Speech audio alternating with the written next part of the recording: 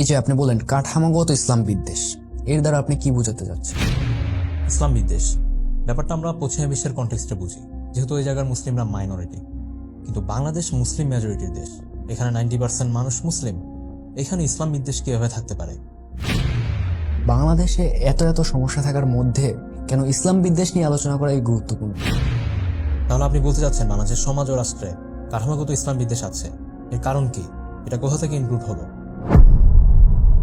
ইসলাম বিদ্বেষ ব্যাপারটা আমরা পশ্চিমা বিশ্বের কনটেক্সটে বুঝি, যেহেতু ওই জায়গার মুসলিমরা মাইনরিটি। কিন্তু বাংলাদেশ মুসলিম মেজরিটির দেশ, এখানে 90% মানুষ মুসলিম। এখানে ইসলাম বিদ্বেষ কিভাবে থাকতে পারে? ভালো প্রশ্ন, কমন প্রশ্ন। এটার অ্যান্সার হলো যে ইসলাম বিদ্বেষকে আপনি শুধুমাত্র মেজরিটি মাইনরিটি দিয়ে বিবেচনা করতে পারবেন না বা বুঝতে পারবেন না। এখানে পাওয়ার ডাইনামিকের একটা ব্যাপার আছে, যে একটা সমাজে বা একটা রাষ্ট্রে কারা ক্ষমতাসীন এবং কারা ক্ষমতাহীন সেটা আপনার বুঝতে হবে। এখানে কারা ডমিনেন্ট গ্রুপ এবং কারা মার্জিনালাইজ গ্রুপ, এটা আপনার বুঝতে হবে। এমনও হতে পারে যে একটা সমাজে যারা ক্ষমতাসীন তারা সংখ্যার দিক থেকে মাইনরিটি, আবার যারা সংখ্যার দিক থেকে মেজরিটি তারা ক্ষমতাহীন। আমি একটা এক্সাম্পল দিই। মনে করেন আমাদের দেশের শিক্ষা ব্যবস্থা নিয়ে বা রিসেন্ট পাঠ্যপুস্তক নিয়ে অনেক ধরনের আলোচনা হয়েছে, সমালোচনা হয়েছে, বিক্ষোভ হয়েছে, প্রতিবাদ হয়েছে, এখনো হচ্ছে ইনফ্যাক্ট। তো এটার কারণটা কি ছিল? এটার কারণ ছিল যে শিক্ষার ক্ষেত্রে বা পাঠ্য বইয়ের ক্ষেত্রে এমন কিছু বিষয় আসছে যেগুলো আমাদের সমাজ, সংস্কৃতি, বিশ্বাস কোনো কিছুর সাথে মেলে না। এখানে আমাদের চিন্তা চেতনার কোনো রিফ্লেকশন নাই। এখানে ইতিহাসের কিছু বয়ান আসছে, এখানে কিছু বিশ্বাস আসছে, এখানে কিছু মূল্যবোধ আসছে যেগুলো মেইনলি পশ্চিম থেকে ধার করে আনা, বা ইতিহাসের একটা হিন্দুত্ববাদী বয়ান ইনফ্যাক্ট এখানে উঠে আসছে। সো এগুলো আসলে কারা ধারণ করে? এই দেশের মেজরিটিকে এগুলো ধারণ করে না। এগুলো ধারণ করে এখানে খুব ছোট একটা এলিট ক্লাস। কিন্তু যেহেতু তারা ক্ষমতার কাছাকাছি বা ক্ষমতা কাঠামোর কাছাকাছি তাই তাদের চিন্তার প্রতিফলন এই ব্যবস্থার মধ্যে ঘটছে। অন্যদিকে আপনি মেজরিটি, কিন্তু যেহেতু আপনি ক্ষমতার কাছাকাছি না, আপনার ক্ষমতা নাই, তাই আপনার চিন্তা, আপনার মূল্যবোধ বা আপনার বিশ্বাসের কোনো প্রতিফলন শিক্ষার মধ্যে নাই। সো সে মাইনরিটি হওয়া সত্ত্বেও তার শক্তি আছে, আপনি মেজরিটি হওয়া সত্ত্বেও আপনার শক্তি নাই। এটা পাওয়ার ডায়নামিক। সো এই ডায়নামিকের কারণে ইসলাম বিদ্বেষ ফাংশন করতে পারে। সো মুসলিম মেজরিটি সোসাইটিতে ইসলাম বিদ্বেষ কীভাবে ফাংশন করে এটা নিয়ে আসলে একাডেমিয়াতে অনেক আলোচনা আছে। এর বাইরেও আমাদের সমাজেই আমরা ইনফ্যাক্ট অনেকগুলো বাস্তব অভিজ্ঞতার আলোকে বুঝতে পারি যে এখানে আসলে ইসলাম বিদ্বেষ আছে। ফর এক্সাম্পল, আমরা জানি যে হিজাব এবং নিকাব করার কারণে অনেক মুসলিম নারীকে হয়রানির শিকার হতে হয় পরীক্ষার সময়, ভাইবার সময়, ক্লাসের সময়। আমরা জানি দাড়ি এবং টুপির কারণে বৈষম্য শিকার হতে হয় ওয়ার্ক প্লেসে বা চাকরির ইন্টারভিউর সময়। এদেরকে বলা হয় যে যারা ভিজিবলি মুসলিম বা ইসলামিক অ্যাটায়ার পরে তাদের ক্ষেত্রে বলা হয় যে তোমরা তো বাঙালি না, তোমরা তো আমাদের সংস্কৃতিকে রিপ্রেজেন্ট করো না, তোমরা আফগানিস্তান চলে যাও, তোমরা পাকিস্তান চলে যাও, এ ধরনের কথাবার্তা বলা হয়। আমরা জানি যে আপনারা দেখছেন যে ঢাকা ইউনিভার্সিটির টিচার সে টিভিতে এসে বলতেছে যে আগে আমরা আসসালামু আলাইকুম বলতাম, এখন আসসালামু আলাইকুম বলে। এটা বিএনপি জামাতের একটা চক্রান্ত। আপনারা দেখছেন সুশীলরা বলে যে সমাজে মানুষ আলহামদুলিল্লাহ বলতেছে, বিসমিল্লাহ বলতেছে, ইনশাআল্লাহ বলতেছে। এটার মানে হলো যে তারা এখন আর বাঙালি নাই। এটা একটা কনসার্নিং বিষয়, এরকম কথাবার্তা বলা হয়। প্রাইভেট ইউনিভার্সিটির টিচার ক্লাসের মধ্যে হাদিস বলছে, এই জন্য তার চাকরি চলে গেছে। এই সবগুলো ব্যাপার আমরা দেখতেছি। ইভেন আপনি চিন্তা করেন যে একটা মেয়ে, বিশেষ করে কোনো অবিবাহিত মেয়ে, কম বয়সী মেয়ে, যখন তিনি বোরকা বা নিকাব করা শুরু করেন তাকে সবচেয়ে বেশি বাধার সম্মুখীন হতে হয় সাধারণত তার ফ্যামিলির ভেতর থেকে। অনেক সময় তাকে প্রচুর গালিগালাজ করা হয়, অনেক সময় শারীরিক নির্যাতন করা হয়। এটাকে আপনি কি বলবেন? একটা ইয়াং ছেলে সে যখন ইসলাম পালন করা শুরু করে, সে যদি দাড়ি রাখে, সে যদি সুন্নাহ পালন করার চেষ্টা করে, তখন তাকে বলা হয় তুমি কি জঙ্গি হয়ে গেছো। এই বিষয়গুলো আপনি কি দিয়ে ব্যাখ্যা করবেন? এবং আমাদের দেশে যারা পাবলিক ইন্টেলেকচুয়ালস আছে, চিন্তক যারা আছে, চিন্তাবিদ যারা আছে, তাদের অনেক কথার মধ্যে আপনি দেখবেন যে পশ্চিমা ইসলামোফোবিক যে রেটরিক সেগুলো সবগুলো সেখানে আছে। ফর এক্সাম্পল, এদের অনেকে বলে যে ইসলামের মধ্যে ফ্যাসিবাদী এলিমেন্ট আছে। অনেকে বলে যে ইসলামের যে রাষ্ট্রকল্প সেটা ফ্যাসিস্ট। অনেকে বলে ইসলামের যে সামাজিক প্রকল্প সেটা ফ্যাসিস্ট। এবং অনেকে বলে যে এখানে আরবের ইসলাম চলবে না, এখানে বাংলার ইসলাম চলতে হবে বা লোকায়ত ইসলাম চলতে হবে। এই সবগুলো ব্যাপার আসলে কি? এখানে বেসিক্যালি আপনি ইসলামকে কন্ট্রোল করতে চাচ্ছেন, আপনি ইসলামকে রিডিফাইন করতে চাচ্ছেন, এবং আপনি চাচ্ছেন ইসলামের কিছু অংশকে ক্রিমিনালাইজ করতে। তো এই সবগুলো ব্যাপার আলটিমেটলি ইসলাম বিদ্বেষের বহিঃপ্রকাশ। সো আমাদের সমাজে শুধু ইসলাম বিদ্বেষ আছে এটা না, আমাদের সমাজে কাঠামোগত ইসলাম বিদ্বেষ আছে। দিন ইসলাম এবং মুসলিম পরিচয়ের কিছু কিছু দিককে এখানে মার্জিনালাইজ করা হয়, এটার ভিত্তিতে আমাদেরকে এক্সক্লুড করা হয়, আমরা বৈষম্যের শিকার হই এবং এটার কারণে আক্রমণের শিকারও হতে হয়। এই যে আপনি বলেন কাঠামোগত ইসলাম বিদ্বেষ, এর দ্বারা আপনি কি বোঝাতে চাচ্ছেন? কাঠামোগত বা সিস্টেমিক ইসলাম বিদ্বেষ মানে হলো যে এটা কোনো ব্যক্তি বা ব্যক্তি বিশেষের দৃষ্টিভঙ্গি, চিন্তা বা আচরণের সাথে সম্পর্কিত না। এটা সমাজ ও রাষ্ট্রের মধ্যে গেঁথে আছে। এটা মানে হলো যে যেমন ধরেন আমাদের রাষ্ট্রের যে পাবলিক পলিসি বা আমাদের ইনস্টিটিউশনস অথবা শিক্ষা ব্যবস্থা বা আইন বা আইনে যেভাবে প্রয়োগ হয় বা আইন প্রয়োগকারী সংস্থার যে আচরণ, এই সব কিছুর মধ্যে ইসলাম বিদ্বেষী মনোভাব গেঁথে আছে। আমাদের গণমাধ্যমের যে অ্যাটিটিউড, আমাদের সাংস্কৃতিক অঙ্গনের যে অ্যাটিটিউড, এই সব কিছুর মধ্যে ইসলাম বিদ্বেষ গেঁথে আছে। এবং আমি যে এক্সাম্পলগুলো এতক্ষণ বললাম, এগুলোর ম্যাক্সিমাম অ্যাকচুয়ালি সিস্টেমিক বা কাঠামোগত ইসলাম বিদ্বেষের বহিঃপ্রকাশ। তাহলে আপনি বলতে চাচ্ছেন বাংলাদেশের সমাজ ও রাষ্ট্রে কাঠামোগত ইসলাম বিদ্বেষ আছে, এর কারণ কি? এটা কোথা থেকে ইনক্লুড হলো? এর বেশ কিছু কারণ আছে। একটা কারণ হলো বাঙালি যে পরিচয়টা আমরা গ্রহণ করছি বা বাঙালিত্বের যে ধারণাটা আমাদের সমাজে এখন আছে, এটা তৈরি হয়েছে ইসলামকে এক্সক্লুড করে। বাঙালি এই পরিচয়টা তৈরি হওয়ার পেছনে দুটো খুব গুরুত্বপূর্ণ ইভেন্ট আছে। একটা হলো বেঙ্গল রেনেসা, আরেকটা হলো গত শতাব্দীর বাঙালি জাতীয়তাবাদী আন্দোলন।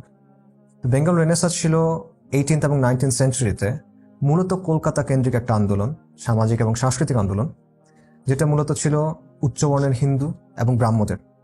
তো অবভিয়াসলি তারা যে বাঙালি আইডেন্টিটি তৈরি করছে সেটা ছিল হিন্দু এডজেসেন্ট, এখানে ইসলামের তেমন কোনো জায়গা ছিল না। এবং এটার বহিঃপ্রকাশটা কেমন, এটার একটা এক্সাম্পল দেই। আবুল মনসুর আহমেদের একটা বিখ্যাত বই আছে, আমার দেখা রাজনীতি 50 বছর। সেখানে উনি বলতেছেন যে যখন ব্রিটিশ বিরোধী আন্দোলন হচ্ছিল তখন হিন্দু এবং মুসলিমদের রাজনৈতিক ঐক্যের কথা আসছিল। তো মুসলিম নেতারা চাচ্ছিলেন হিন্দু এবং মুসলিমদের মধ্যে রাজনৈতিক মিলন বা ফেডারেশন, আর হিন্দু নেতারা চাচ্ছিলেন হিন্দু এবং মুসলিমদের মধ্যে ফিউশন বা মিশ্রণ। কেমন ফিউশন? যে মুসলিমরা বৃহত্তর হিন্দু সম্প্রদায়ের মধ্যে মিশে যাবে, যেভাবে জৈন বা শিখরা মিশে গেছে। অর্থাৎ আপনার শুধু ভারতীয় মুসলমান হলে হবে না, আপনার হিন্দু মুসলিম হতে হবে, হিন্দু মুসলমান হতে হবে। তো এই ধরনের দৃষ্টিভঙ্গির জায়গা থেকে যে বাঙালি আইডেন্টিটি বের হয়ে আসছে, সেখানে আসলে ইসলামের জন্য কতটুকু জায়গা আছে এটা আপনি বুঝতেই পারতেছেন। এরপর আসেন বাঙালি জাতীয়তাবাদী যে আন্দোলন, সেটার দিকে। এটা হয়েছে গত শতাব্দীর 50 এবং 60-এর দশকে, এবং এখানেও কনসিয়াসলি, সচেতনভাবে ইসলামকে ডাউনপ্লে করা হয়েছে বা মুসলিম পরিচয়কে ডাউনপ্লে করা হয়েছে। এটার কারণ হলো এখানে বাঙালি আইডেন্টিটিটা তৈরি করা হয়েছে পাকিস্তানি আইডেন্টিটির একটা কাউন্টার হিসেবে। আর পাকিস্তান ইনিশিয়ালি তৈরি হয়েছিল মুসলিম পরিচয়ের নামে। তা আপনি যখন এটা একটা কাউন্টার তৈরি করবেন, তখন অবভিয়াসলি সেখানে আপনার ইসলামকে বা মুসলিম পরিচয়কে ডাউনপ্লে করতে হবে। কাজেই এই বাঙালিত্বের যে পরিচয়, বাঙালিত্বের যে ধারণা, সেটার মধ্যে ইনবিল্ট একটা ব্যাপার আছে যে ইসলামকে এক্সক্লুড করার এবং মুসলিম পরিচয়কে ডাউনপ্লে করার। এটা হলো একটা বিষয়। আরেকটা দিক হলো যে ব্রিটিশরা যখন চলে গেছে, তারা ক্ষমতা এমন কিছু মানুষকে দিয়ে গেছে যারা চিন্তা চেতনায় তাদের অনুসারী, এবং তারা মনে করে যে পশ্চিমের যে ওয়ার্ল্ড ভিউ এটাই সর্বজনীন, এটাই সঠিক, এবং এটা সে যা কিছু কনফ্লিক্ট করে সেটা ভুল। এবং অবভিয়াসলি ইসলামের জ্ঞান তত্ত্ব, ইসলামের ওয়ার্ল্ড ভিউ পশ্চিমের চিন্তা চেতনার সাথে সাংঘর্ষিক। এই কারণে ইসলামের ব্যাপারে তাদের একটা নেগেটিভিটি আছে। আবার তারা বিশ্বকে দেখে একদিকে কলকাতার চোখ দিয়ে, আরেকদিকে পশ্চিমের চোখ দিয়ে। এবং ব্রিটিশদের জন্য ইসলাম এবং মুসলিম সবসময় একটা প্রবলেম ছিল, কারণ মুসলিমরাই বারবার তাদের বিরুদ্ধে বিদ্রোহ করছে এবং এই বিদ্রোহগুলোর ভিত্তি ছিল ইসলাম। So Islam is something dangerous তাদের জন্য, Islam is something that needs to be controlled. So এই দৃষ্টিভঙ্গিটা পরবর্তীতে যে সেকুলার এলিট তাদের মধ্যেও চলে আসছে। এরপর চিন্তা করেন যে সেকুলারিজম ইটসেলফ, এটাও একটা কারণ এই অঞ্চলগুলোতে সেকুলারিজম কিন্তু অর্গানিকভাবে তৈরি হয় নাই। এটা কলোনিয়াল সময়ে জোর করে চাপায় দেওয়া হয়েছে। এখানকার মানুষ সেকুলারিজম বোঝে না, তারা সেকুলারিজম অ্যাকচুয়ালি চায়ও না, তারা ইসলাম চায়। আর ইসলামের সাথে সেকুলারিজমের একটা বড় কনফ্লিক্ট আছে। তো সমাজ ও রাষ্ট্রে যদি ইসলাম শক্তিশালী হয়, তখন এটা সেকুলারিজমের জন্য একটা থ্রেট। কাজেই এই সেকুলার এলিট যদি তাদের ক্ষমতা টিকায় রাখতে চায়, তাদেরকে ডেফিনেটলি সমাজ এবং রাষ্ট্রে ইসলামের যে প্রভাব সেটা নিয়ন্ত্রণ করতে হবে। এবং এই নিয়ন্ত্রণ করতে গিয়ে তারা ইসলাম বিদ্বেষী বিভিন্ন মোটিভ, ট্রোপস, ডিসকোর্সেস, পলিসিস ইউজ করা শুরু করে। এর পাশাপাশি ওয়ার অন টেররের কথা চিন্তা করেন।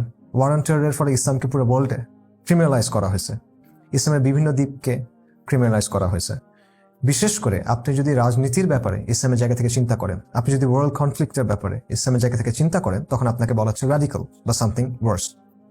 এটাও একটা রিজন। সো এই সব কিছু মিলে, এই হিস্টোরিক্যাল কনটেক্সট মিলে আমাদের সমাজে এমন একটা অবস্থা তৈরি হয়েছে যে আমরা নিজেরা অনেক ইসলাম বিদ্বেষী ট্রোপস, মোটিভস, ডিসকোর্সেস, লেবেলস গ্রহণ করে নিছি, বুঝে বা না বুঝে, এবং আমরা নিজের অজান্তেই হয়তোবা সেগুলো ইউজ করা শুরু করছি। সো এই সব কিছু মিলে বেসিক্যালি আমাদের সমাজের মধ্যে ইসলাম বিদ্বেষের ব্যাপারটা তৈরি হয়েছে এবং ব্যাপারটা টিকে আছে। বাংলাদেশে এত এত সমস্যা থাকার মধ্যে কেন ইসলাম বিদ্বেষ নিয়ে আলোচনা করা এই গুরুত্বপূর্ণ? এটা কয়েকটা কারণে গুরুত্বপূর্ণ। প্রথম ব্যাপারটা হলো এটা অস্তিত্বের প্রশ্ন। এই যে কালচারাল হেজেমনি, এই ইসলাম বিদ্বেষের প্রকল্প, এটার সাথে ইসলামের যে দ্বন্দ্ব, এটা একটা জায়গায় থেমে থাকবে না। এটা কোনো না কোনো দিকে যেতে হবে। অর্থাৎ এটার হয় উন্নতি হবে অথবা অবনতি হবে। আর যদি বর্তমান অবস্থা চলে তাহলে এটার অবনতি হবে। কাজেই আজকে থেকে 1 বা 2 প্রজন্ম পর এই সমাজের অবস্থা কি হবে সেটা নিয়ে একটা চরম আনসার্টেনটি আছে। আপনার বংশধরেরা আসলে ইমানের উপর থাকবে কিনা সেটা আসলে নিশ্চিতভাবে বলার কোনো সুযোগ নেই। সো এখানে একটা বড় আনসার্টেনটি আছে এবং এটা একটা অস্তিত্বের প্রশ্ন। এটা একটা বিষয়। দ্বিতীয় বিষয়টা হলো যে ইসলাম বিদ্বেষের যে প্রকল্প সেটা সবসময় চাইবে ইসলামকে নিয়ন্ত্রণ করতে। একদিকে সে ইসলামের কিছু অংশকে বাতিল করে দিবে, কিছু অংশকে ক্রিমিনালাইজ করবে, বলবে এগুলো অপরাধ, এগুলো বলা যাবে না, করা যাবে না। অন্যদিকে সে চাইবে ইসলামের একটা গৃহপালিত ভার্জন তৈরি করতে। তো এটা বেসিক্যালি ইসলামের বিকৃতি ঘটানো। তো as Muslims we have to resist that. আমরা তো এটা মেনে নিতে পারি না, আমাদের এটার বিরুদ্ধে আসলে প্রতিরোধ করতে হবে, এটা আপনার কোনো অপশন নাই। আর থার্ড যে বিষয়টা সেটা হলো যতক্ষণ এই সমাজের মধ্যে এভাবে ইসলাম বিদ্বেষ থাকবে, আপনি এবং আমরা সেকেন্ড ক্লাস সিটিজেন হয়ে থাকবো। আমাদের যে সামাজিক অ্যাসপিরেশনস, আমরা যে পলিটিক্যাল অ্যাসপিরেশনস, এগুলো কোনো কিছু আমরা প্রকাশ করতে পারবো না। এটাকে ক্রিমিনালাইজ করা হবে, নানাভাবে দমন করা হবে, নানাভাবে স্টেরিওটাইপ করা হবে। অর্থাৎ এই পুরো ব্যাপারটা, এই ইসলাম বিদ্বেষ, এই কালচারাল হেজেমনি, এই পুরো ব্যাপারটা একটা ফাঁসের মতো যেটা আপনার গলায় লেগে আছে, এবং যতক্ষণ এটা লেগে আছে আপনি ঠিকমতো নড়তে পারবেন না, আপনি ঠিকমতো নিঃশ্বাসও নিতে পারবেন না। সো আমাদের নিজের স্বার্থেই আমাদের আসলে এটা রেজিস্ট করতে হবে, এটা নিয়ে কথা বলতে হবে, এটা নিয়ে সোচ্চার হতে হবে। আমাদের বর্তমানের স্বার্থে, আমাদের ভবিষ্যতের স্বার্থে আমাদের ইসলাম বিদ্বেষ নিয়ে কথা বলতে হবে।